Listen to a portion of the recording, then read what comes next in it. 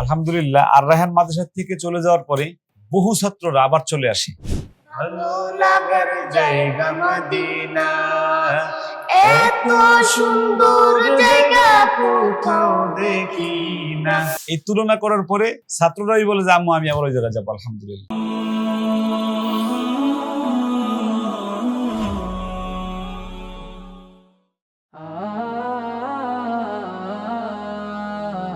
আসো মারহাবা। ওরে বাবা, ওরে বাবা,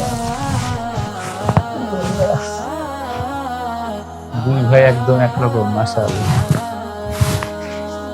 কেমন আছো তুমি? তুমি থাকলে দিতে। কেমন আছো তুমি? আজকে কি একবারে আসছো? সাবিত সাহেব তার বড় ভাইয়ের সাথে গত 3 বছর এখানে আসে বড় ভাইয়ের সাথে দেখতে। এই 3 বছর লাগাই খালি বলে আমারে দিয়ে এসো, আমাকে দিয়ে। তখন সে ছোট ছিল, কতটুকু ছিল। আজকে তার স্বপ্ন পূরণ হয়েছে, সে আমার কাছে আসছে।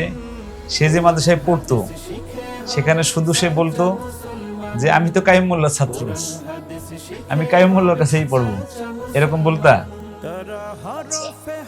গজল পারো? দেখে আমার সাথে বলো তো।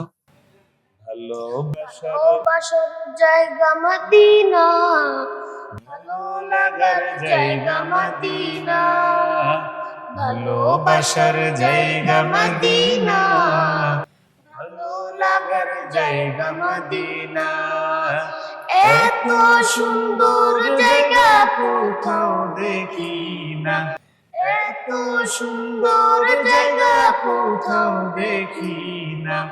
সাজিয়েছেন দয়াল রব্বানা, ভালো লাগার জায়গা মদিনা, ভালোবাসার জায়গা মদিনা, ভালো লাগার জায়গা মদিনা। তো কণ্ঠ অনেক ভালো। আমাদের শিবচরের এই গার্ডিয়ানটা বা এই ছাত্ররা অনেক ভালো আলহামদুলিল্লাহ।